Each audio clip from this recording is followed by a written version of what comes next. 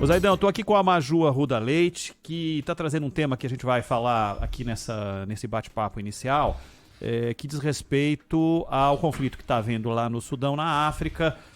Mas vamos pegar primeiro um lado que nos preocupa bastante também, que é dos brasileiros envolvidos nesse conflito. Dezenas de pessoas morreram, dezenas de civis morreram, e a Maju está acompanhando esse caso, essa situação de perto. Boa tarde, Maju. Oi, Ronald. Uma boa tarde a você, ao Zaidan, a todo mundo ligado aqui na Rádio Bandeirantes. Hoje é o terceiro dia de conflito no Sudão, país africano. 9 brasileiros contratados pelo clube de futebol Al-Merrikh que estão no Sudão. São 4 jogadores e 5 da comissão técnica.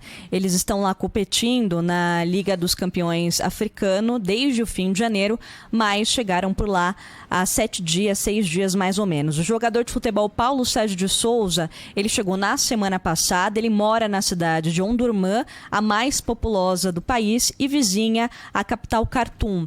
E nós conseguimos conversar com ele pelo WhatsApp. No último sábado, quando o conflito começou, ele estava concentrado com parte da equipe em um hotel que fica a menos de 15 minutos de carro do aeroporto que foi tomado pelos paramilitares. Com medo, disse que conseguia ver da janela pessoas fortemente armadas atirando a todo momento. A gente não tem muito o que fazer, é só rezar, mas assim, ao mesmo tempo a gente fica um pouco angustiado porque não sabe até quando que isso vai se resolver. E a vontade de todos hoje é realmente voltar para o Brasil o quanto antes, né? Para o nosso país, para as nossas famílias.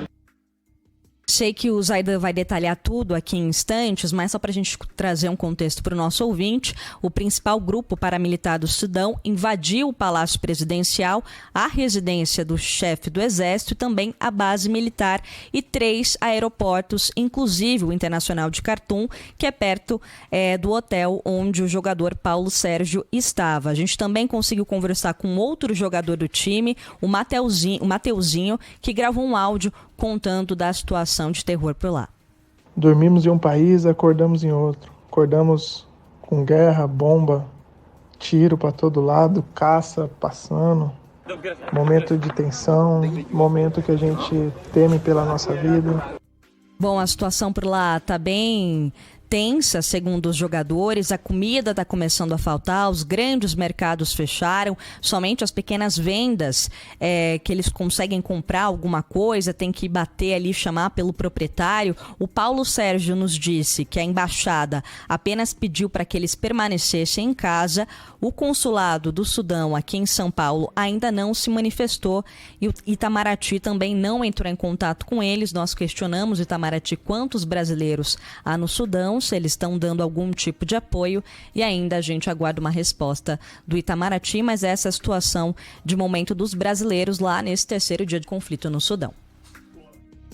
Valeu, Maju. Obrigado pelas informações. Até mais. O Zaidan, um país que viveu 3 décadas aí de ditadura, entrou num processo que objetivava a democratização, aí vem um golpe em 2021 e agora um golpe dentro do golpe, com as frentes que se posicionaram de um mesmo lado, sendo antagônicas e cada um querendo a sua fatia para tomar o poder lá no Sudão. Fronteiras fechadas em 2 países, Egito e Chad, não tem fronteiras mais abertas com o Sudão, e funcionários, né, entre essas dezenas de mortos, funcionários das Nações Unidas que trabalhavam exatamente já previamente no Sudão, porque a situação é calamitosa e há uma fatia importantíssima da sociedade que depende do aparato das Nações Unidas para comer, né, para sobreviver.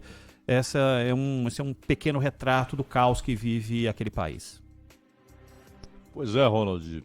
É um país imenso, né? Já foi muito maior. Há 12 anos houve a divisão, né? E foi criado o Sudão do Sul.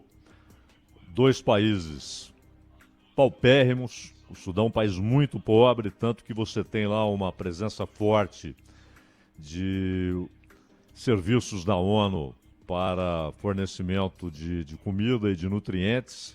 Há problemas sérios de subnutrição e muitas guerras, né? O Omar al-Bashir, ele foi derrubado em 2019. E aí é um cenário que se repete. Já aconteceu em vários países na África, na Ásia, na América Central. Potências derrubam o governo como aconteceu com o Bashir, sem a menor ideia do que vai acontecer.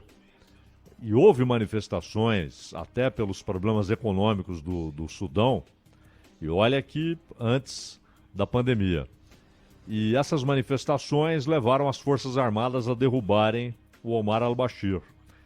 Com o apoio do Janjaweed, é um grupo muçulmano que, é bom lembrar que mais de 92% da população é muçulmana.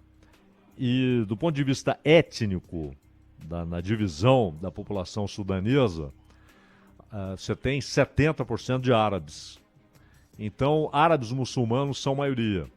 E esse chamado grupo paramilitar, que é um grupo de ação rápida,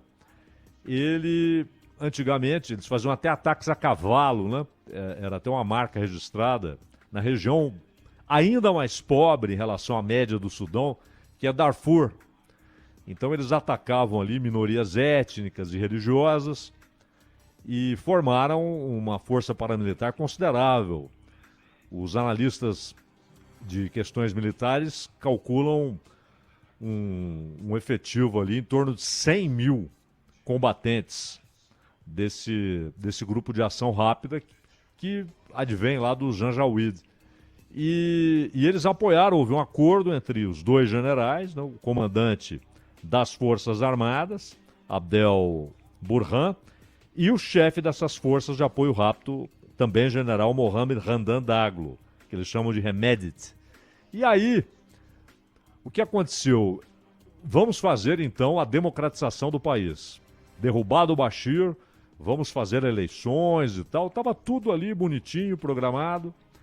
Isso em 19. Em 21, um governo que era metsu a metsu, né, um pouco civil, um pouco militar, foi derrubado. Os militares tomaram inteiramente o poder, esses dois generais principalmente, e aí começam as divergências, inclusive a ideia de que essas forças de apoio rápido, ou grupo de ação rápida, que esse grupo seria incorporado às Forças Armadas. São 100 mil combatentes.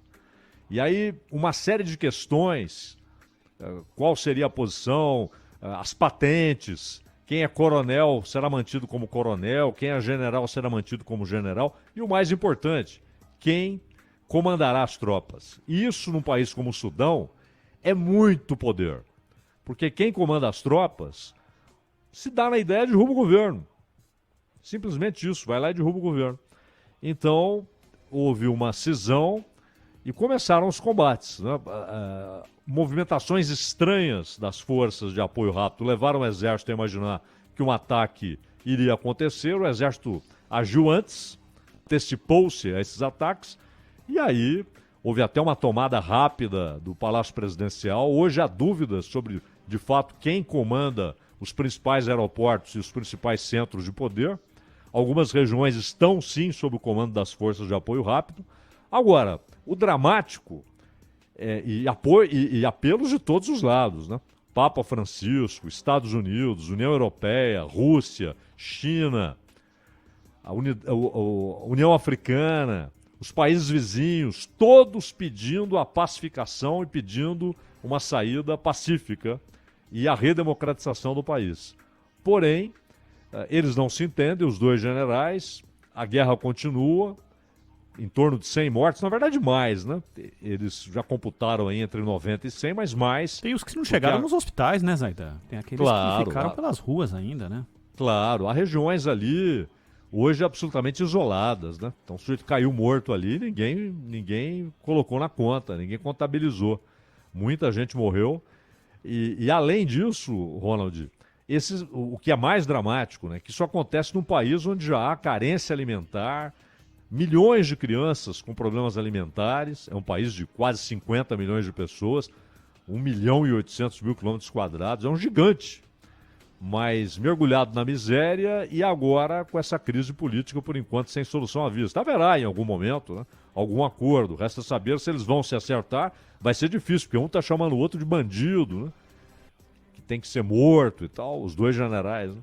Então, não vai ser fácil um acordo, mas há muita pressão internacional para que ocorra. Né? Mas e o Antônio Guterres das Nações Unidas deu uma declaração falando a respeito da necessidade de se chegar a um acordo, aquela coisa pro forma, mas o problema também é que após as mortes tomou-se também a decisão de se parar em todo o país, por hora, o apoio a essa população absolutamente carente.